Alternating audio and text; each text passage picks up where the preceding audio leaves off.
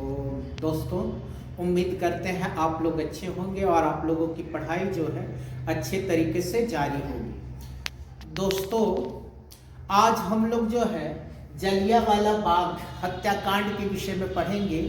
और जलियांवाला बाग हत्याकांड जो है भारतीय इतिहास की एक बहुत ही महत्वपूर्ण घटना है, क्योंकि जलियांवाला बाग हत्याकांड से हमको ये पता चलता है कि एक औपनिवेशिक और दमनकारी सरकार किस हद तक जो है लोगों के शोषण को कर सकती है और उनका किस तरह से दमन कर सकती है। जलियांवाला बाग हत्याकांड में जितने भी लोग थे सारे के सारे निर्दोष लोग थे, और उन लोगों को इतनी जो है बर्बरता के साथ जो है जनरल ओ डायर ने क्या किया, उनके ऊपर गोलियां चलाई और इसका नतीजा ये हुआ कि 1000 से ऊपर लोग जो है मारे गए और घायल हुए। तो भारतीय इतिहास में ये एक बहुत बड़ी बर्बरता है। तो इसके विषय में आज हम लोग पढ़ेंगे। जलियांवाला बाग हत्याकांड की जो पृष्ठभूमि है, तो इसके पहले वीडियो जो पिछला वीडियो था तो उसमें हम लोगों ने रॉलेट एक्ट के विषय में पढ़ा था। तो रॉलेट एक्ट को जो है बिना अपील, बिना दलील और बिना वकील कहा जाता था, जिसमें क्या था, किसी भी व्यक्ति को सिर्फ संदेह के आधार पर पकड़ करके उस पर मुकदमा चलाया जा सकता था और उसको 2 साल तक जो है कारावास में भी रखा जा सकता था। तो हम लोगों ने देखा कि किस तरह से भारतीय लोगों ने उसका विरोध किया। कई सारे नेताओं ने जो है, ठीक है, कई जगहों पर इसका विरोध किया। गांधी जी भी जो है उस समय तक भारतीय राजनीति में सक्रिय थे, ठीक है। तो उन्होंने भी इसका विरोध किया और हुआ क्या कि गांधी जी के विरोध को देखते हुए उनका जो है और कुछ नेताओं का पंजाब में प्रवेश से प्रतिबंध लगा दिया गया। तो यहां देखेंगे दोस्तों, जब गांधी जी का जो है पंजाब में जो है उनके प्रवेश को क्या किया गया, प्रतिबंधित कर दिया गया, तो लोगों के अंदर थोड़ा सा आक्रोश आ गया। और जब लोगों के अंदर थोड़ा सा आक्रोश आया और स्थिति और भी बिगड़ गई, जब पंजाब के 2 लोकप्रिय नेता, एक तो हमारे डॉक्टर सत्यपाल, ध्यान देंगे, पंजाब के 2 लोकप्रिय नेता डॉक्टर सत्यपाल और साथ में सैफुद्दीन किचलू,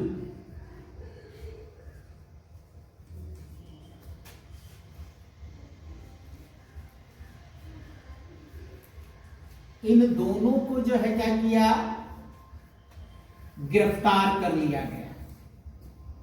अच्छा, इन दोनों की गिरफ्तारी की वजह से जो पंजाब की जनता थी वो आक्रोशित हो गई, और आक्रोशित होने के बाद इनका जो है अब ब्रिटिश सरकार के से थोड़ा जो है, जो भी कर्मचारी थे इनसे उनकी झड़प शुरू हो गई।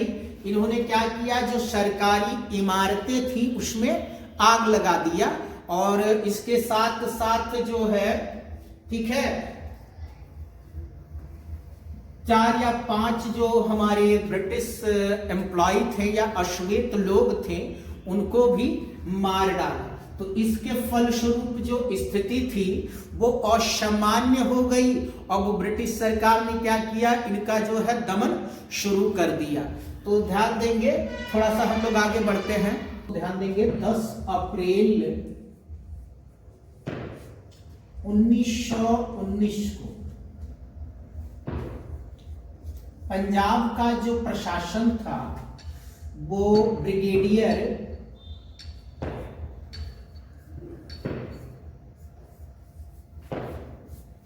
आर डायर को सौंप दिया गया।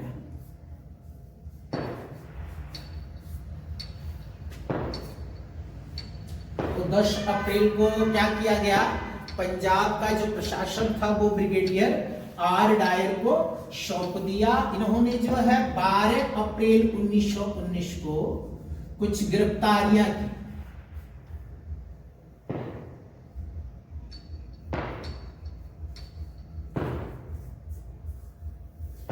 कुछ गिरफ्तारियां की और एक तरह से पूरे पंजाब में जो था उस समय मार्शल लॉ लगा दिया गया था। ठीक है, यानी मार्शल लॉ में क्या होता है कि एक साथ 5 से अधिक लोग जो है नहीं रह सकते थे, किसी तरह का कोई भी सभा या कोई भी मीटिंग नहीं की जा सकती थी। ठीक है, तो उस अवस्था में 13 अप्रैल को ध्यान से देखिए, 13 अप्रैल 1919 ईस्वी में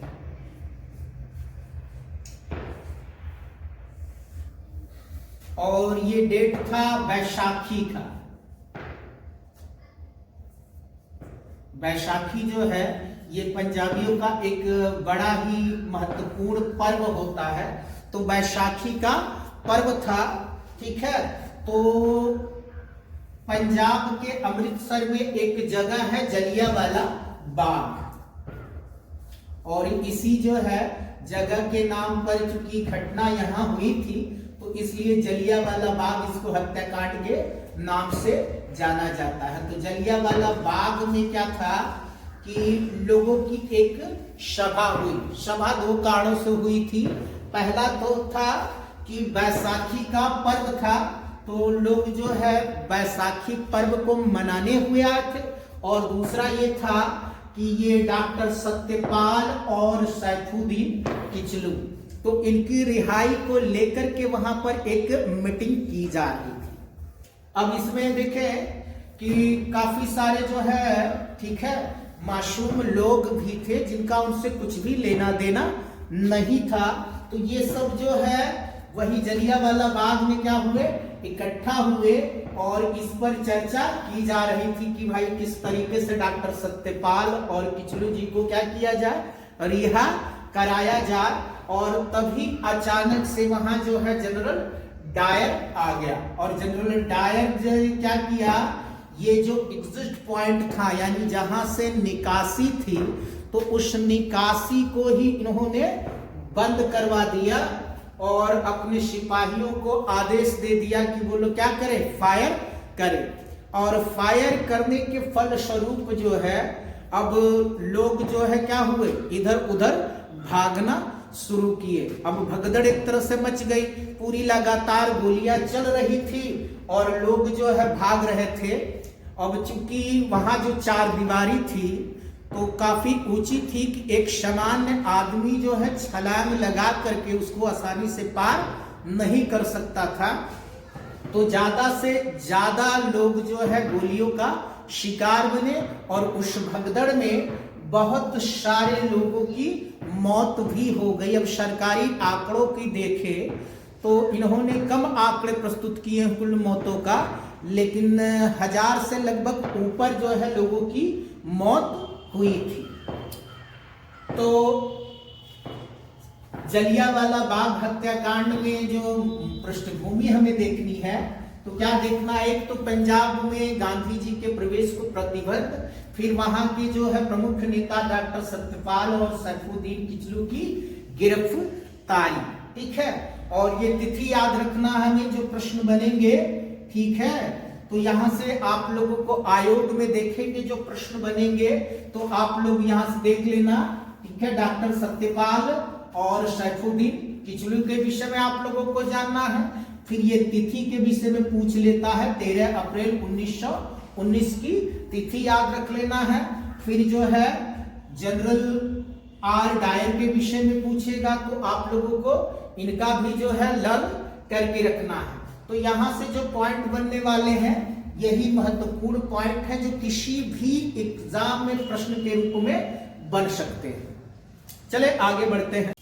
रिपोर्ट की माने तो टोटल 379 यानी 379 लोगों की मृत्यु हुई और तकरीबन 1200 के करीब में जो है लोग क्या हुए, घायल हुए।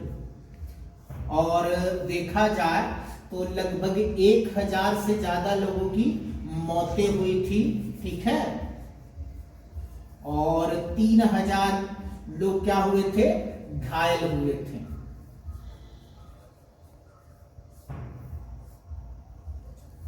अच्छा, अब यहां देखेंगे कि इस जलियांवाला बाग हत्याकांड के बाद जो है कुछ जो भारतीय हमारे राजनीतिज्ञ थे, उनमें एक थे सर शंकर नायर। उनका नाम आप लोग याद रखेंगे, सर शंकर नायर।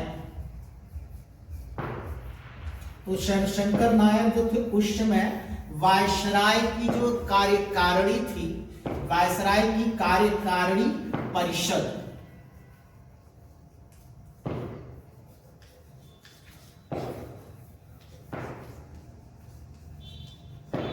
से इन्होंने क्या किया, इस्तीफा दे दिया। तो यहां भी ध्यान देंगे, यहां से प्रश्न बन सकता है कि जलियांवाला बाग हत्याकांड के बाद किस भारतीय ने जो है वायसराय की कार्यकारिणी परिषद से इस्तीफा दे दिया। तो यहां से क्या याद रखना है, सर शंकर नायर को याद रखना है। फिर हमारे रविन्द्रनाथ टैगोर, इनके विषय में भी प्रश्न बन सकता है। तो यहां से ध्यान देंगे, रविन्द्रनाथ टैगोर ने इस जो है जघन्य हत्याकांड से क्षुब्ध होकर के अपनी जो सर की उपाधि थी, सर की उपाधि, इस उपाधि को उन्होंने ब्रिटिश गवर्नमेंट को क्या किया, वापस लौटा दिया। तो यहां ध्यान देंगे, सर शंकर नायर ने क्या किया, वायसराय की कार्यकारिणी परिषद से इस्तीफा दे दिया।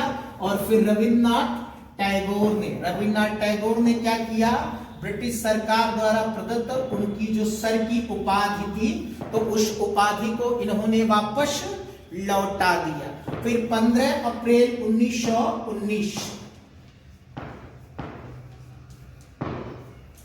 को पूरे पंजाब की कई जगहों पर जो है मार्शल लॉ को बढ़ा दिया गया और ज्यादा से ज्यादा लोगों का जो है क्या किया, लोगों की गिरफ्तार की गई और सरकार का जो दमन चक्र था उसको बढ़ा दिया गया।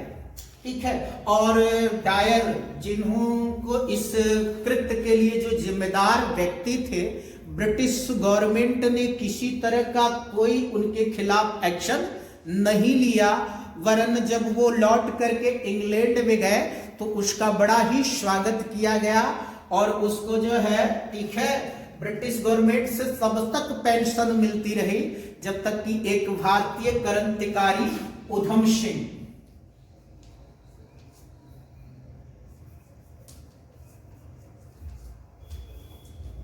ध्यान देंगे, उधम सिंह ने गोली मार करके हत्या नहीं कर दी। तो ध्यान देंगे, जलियांवाला बाग के मुख्य आरोपी या जलियांवाला हत्याकांड के जो जिम्मेदार थे जनरल डायर, तो उनको जो है ब्रिटेन में ही उधम सिंह नाम के एक क्रांतिकारी ने, ये भारतीय क्रांतिकारी थे, उन्होंने क्या की, गोली मारकर हत्या कर दी।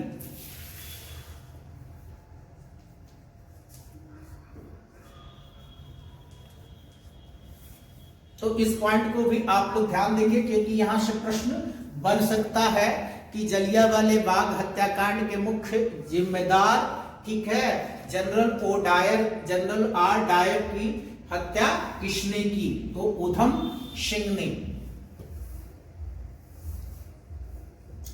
चले अगले तथ्य की तरफ आगे बढ़ते हैं। अच्छा हाँ, तो इस घटना को भारत में, ठीक है, जो तत्कालीन हमारे महान नेता थे तो उन्होंने इसकी कड़ी आलोचना की और इसके फलस्वरूप जो है आनंद फानन में ब्रिटिश गवर्नमेंट ने एक 8 सदस्यीय समिति का गठन कर दिया। ठीक है, तो ध्यान देंगे उस समिति के गठन में 5 जो थे ये अंग्रेज थे। 8 सदस्यीय समिति,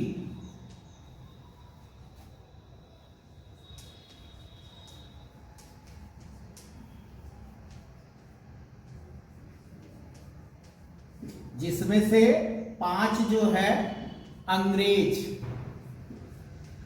और 3 जो है भारतीय सदस्य थे। तो ध्यान देंगे ये 8 सदस्य जो समिति या कमीशन गठित किया गया तो उसमें जो है 5 जो थे वो अंग्रेज सदस्य थे और 3 जो है भारतीय सदस्य थे और इसको क्या नाम दिया गया, हंटर कमीशन नाम दिया गया। तो ये ध्यान देंगे, हंटर कमेटी, तो यहां से भी प्रश्न बन सकता है। ठीक है, हंटर कमेटी, तो ध्यान देंगे हंटर कमेटी का गठन जो है जलियांवाला बाग हत्याकांड की जांच करने के लिए किया गया था। तो इस तथ्य को भी आप लोग बिल्कुल नोट कर लेंगे। ये जो कमेटी थी कितनी थी, 8 सदस्य कमेटी थी। ठीक है, ये कितने लोगों की कमेटी थी, 8 लोगों की कमेटी थी, जिसमें से 5 जो है अंग्रेज सदस्य थे और 3 भारतीय सदस्य थे। ध्यान देंगे ये हंटर कमेटी जो है ये कितने लोगों की कमेटी थी, 8 सदस्यीय आयोग थे।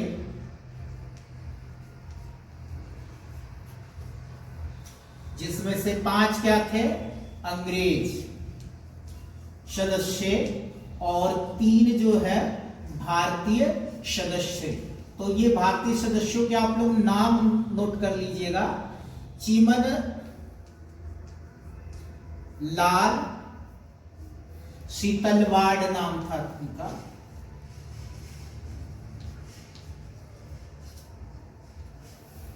फिर साहबजादा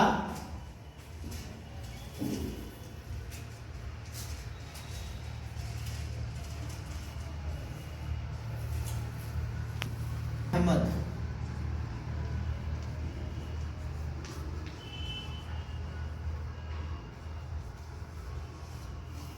और तीसरे सदस्य के रूप में जो है जगत नारायण।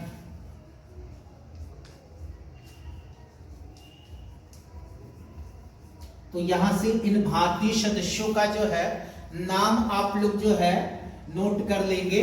जो हंटर कमेटी यानी जलियांवाला बाग हत्याकांड की, ठीक है, जांच के लिए जो आयोग गठित किया गया था उसका नाम क्या था, हंटर कमेटी थी। और ये 8 सदस्यीय कमेटी थी, जिसमें से 5 जो है अंग्रेज सदस्य और 3 भारतीय थे। अच्छा, ये समिति कब गठित की गई थी, 1 अक्टूबर 1919 को। तो ये तिथि भी आप लोग याद रखेंगे। जो हमारा हंटर कमेटी है कब गठित किया गया, 1 अक्टूबर 1919 में। कितने सदस्य थी, 8 सदस्यीय। इसमें से 3 जो थे भारतीय सदस्य, जिनके नाम क्या है, चीमन लाल शीतलवाड़, साहबजादा मुल्तान अहमद और जगत नारायण। इसके अलावा जो उस समय की प्रमुख हमारी राजनीतिक पार्टी थी राष्ट्रीय कांग्रेस, तो उन्होंने भी एक कमेटी गठित की। और उस कमेटी में जो थे, ठीक है, जो प्रमुख थे, तो मदन मोहन मालवीय के नेतृत्व में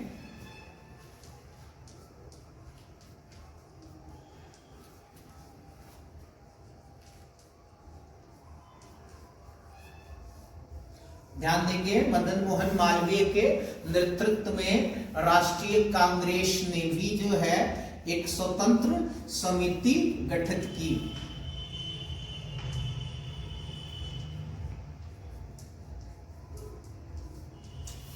और इस कमेटी ने जो है, ठीक है, इस घटना की पूरी तरह से निष्पक्ष जांच की। और जांच करने के बाद इन्होंने पाया कि जो ब्रिटिश गवर्नमेंट थी वो जनरल डायर को पूरी तरह से बचा रही थी। ठीक है, और इन्होंने उन पर जो है ब्रिटिश गवर्नमेंट पर लीपा पोती का आरोप लगाया कि ये किसी न किसी तरह से इस मामले को गवर्नमेंट क्या करना चाह रही है, टालना चाह रही है और उनको पूरी तरह से इस मामले से बरी करना चाहती है। तो इसके जो है सिर्फ अध्यक्ष को ही आप लोगों को जानना है। मदन मोहन मालवीय के नेतृत्व में राष्ट्रीय कांग्रेस ने जो है जलियांवाला बाग हत्याकांड की जांच के लिए एक अलग समिति या आयोग का गठन किया। ठीक है, इसके जो प्रमुख नेता थे गांधी जी थे, तैयब जी थे।